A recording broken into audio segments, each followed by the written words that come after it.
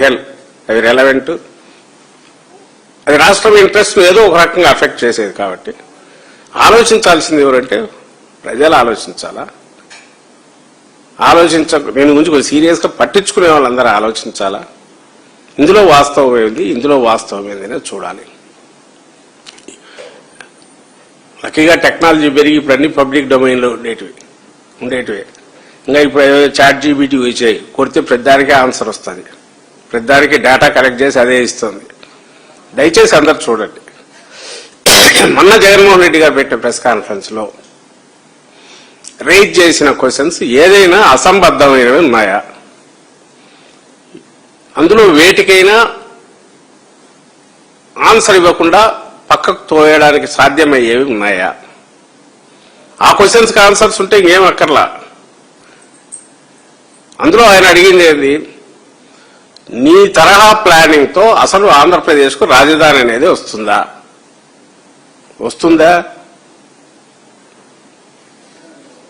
రాజధాని అంటే 3 బిల్డింగులే అయితే రావచ్చు, అట్ ది కాస్ట్ ఆఫ్ ఇప్పుడే ఆయన ఇచ్చిన ప్రాజెక్టుల ప్రకారం 50,000 కోట్లు, ఇంకొక 50,000 కోట్లు, 1,00,000 కోట్లు, 1,50,000 కోట్లు బిల్డింగ్లు అయితే ఒకటి. ఈ రాజధాని కోసం నువ్వు పెట్టే 1,00,000 కోట్లు ఆయన లెక్క ప్రకారం 1,00,000 కోట్లు, మళ్ళీ ఇప్పుడు 50,000 ఎకరాలు కన్నా రైతుల దగ్గర తీసుకుంటే 2,00,000 కోట్లు. అది ఖర్చు పెట్టడానికి ఒక 10 ఏళ్ళు ఎంతో. ఇదంతా అయిన తర్వాత ఆ తర్వాత జనం వచ్చి అక్కడ ఉండి వాళ్ళ యాక్టివిటీ పెరిగి ఉద్యోగాల కల్పన ఏదో జరిగి, ఉద్యోగాల కల్పనకు కావాల్సిన సమ్ ఇండస్ట్రీ లాంటివి ఏవో వచ్చి ఒక సజీవ నగరంగా మారడానికి ఎంత టైం పడుతుంది, అంతవరకు ఎట్లా చేస్తావు? ఆయన ఈ క్వశ్చన్లకు ఆన్సర్ ఆయన సెల్ఫ్ ఫైనాన్సింగ్ అంటున్నాడు.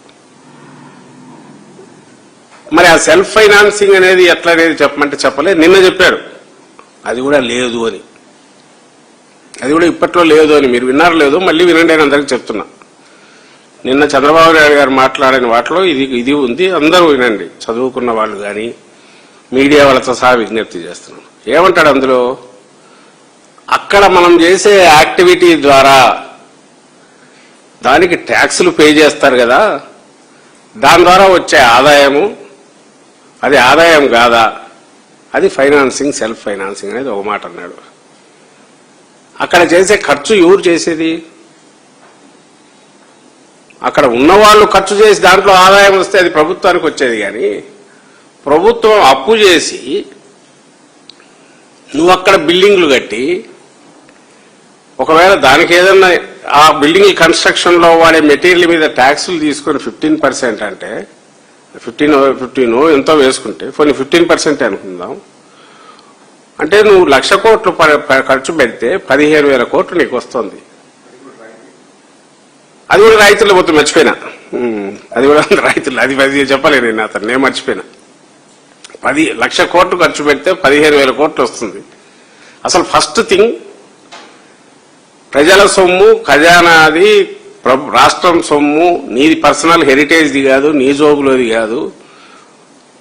నువ్వు 1,00,000 కోట్లు ఖర్చు పెట్టి దాంట్లో 15,000 కోట్లు తెచ్చుకునే గవర్నమెంట్కి ఆదాయం అని అంటే దాన్ని ఏమనాలా?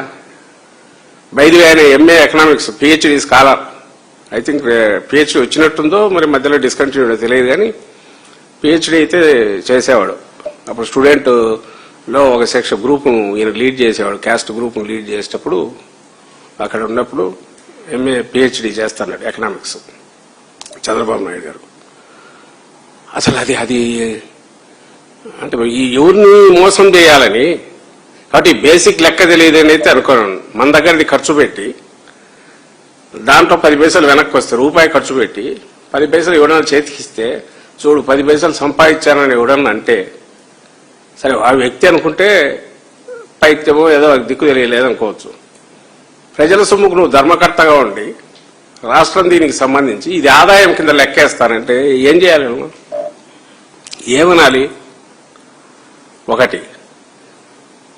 సెకండ్ థింగ్, పోనీ దాని మీద ఏదన్నా రికరింగ్ ఇది వచ్చేదా అంటే నువ్వు కట్టే దేనికోసం? అది సెక్రటేరియట్, అసెంబ్లీ,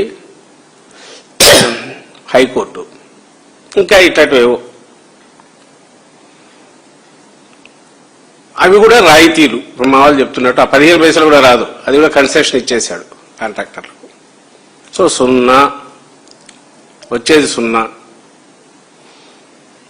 దెన్ కొత్తవి ఏమైనా వచ్చే వాటికంటే నువ్వు 99 పైసల రూపాయికి వైజాగ్లో ఇస్తాంటివి, ఇక్కడ కాదు. ఎందుకంటే ఇక్కడ దానికి ఇస్తే మళ్ళీ అది అమ్మి డబ్బులు తెస్తానంటున్నావు కాబట్టి చేయలేవు. అక్కడ ఇస్తున్నావు, ఎక్కడైతే కోట్ల రూపాయలు 50 కోట్లు 40 కోట్లు చేసే దగ్గర అక్కడ ఇస్తున్నాడు.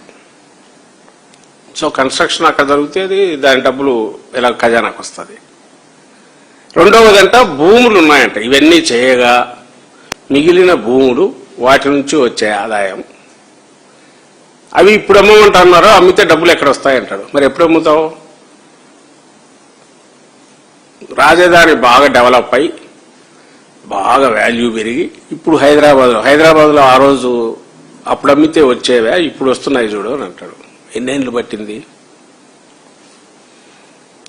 ఇక్కడ పోలిక నవరాయపూర్ అని 20 ఏళ్ళు పైన అయింది, ఛత్తీస్గఢ్ రాజధాని వచ్చి 20 ఏళ్ళు అయింది. నేను మొన్న ఈయన ఈ చట్టబద్ధత నాకు చూశాను. అసలు ఏంటి ఇప్పుడు మా లీడరు మేమేమన్నా ఆలోచించడంలో ఏమన్నా పొరపాట్లు ఏమన్నాయేమని దాని వాలకం చూద్దామని ఇప్పుడు ఆ గూగుల్ ఇది ఉంది కాబట్టి దాంట్లో కొట్టి చూశాను. అందరూ మీరు చూడొచ్చు, ఇప్పుడు నేను చూపిస్తా. అది చూపించాను. ఇది 2000లోనో ఇప్పుడు 2001లో వచ్చినట్టుంది. క్యాపిటల్ కన్స్ట్రక్షన్ 2-3లో పోతే 6 తర్వాతనో ఎప్పుడో రెడీ అయినట్టుంది. ఇది ఎంత చేసి రాయపూర్కు 17 కిలోమీటర్లంట. ఇది దీని వాలకం ఇప్పుడు ప్రజెంట్ గూగుల్ మీరైనా చూడొచ్చు, మీడియా వాళ్ళు కూడా చూడొచ్చు, టీవీలో అది ప్లే చేసి కూడా చూపమని మీ అందరికీ విజ్ఞప్తి చేస్తాను. ఆ విజువల్స్ చూపించుకుని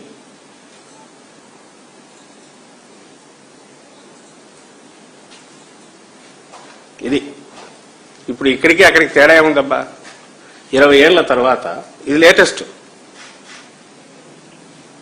ఈరోజు వెలగపూడి పోతే మనకు కనపడేదారులకు 20 ఏళ్ల తర్వాత ఒక్కటి వచ్చి ఇంకా పనులు జరగట్లే కాబట్టి క్లీన్గా ఉంది. జనసంచారం ఏది వర్కింగ్ డే తీసింది.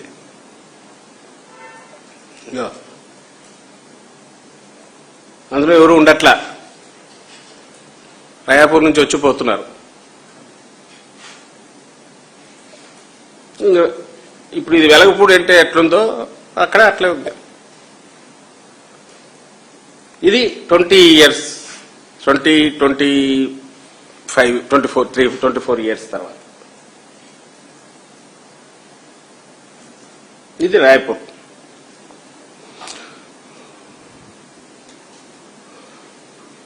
అయితే అక్కడ ఒక బ్యూటీ ఏంటంటే ఖర్చు లేదు. సాయిల్ గట్టి సాయిలు, ల్యాండ్ ఒక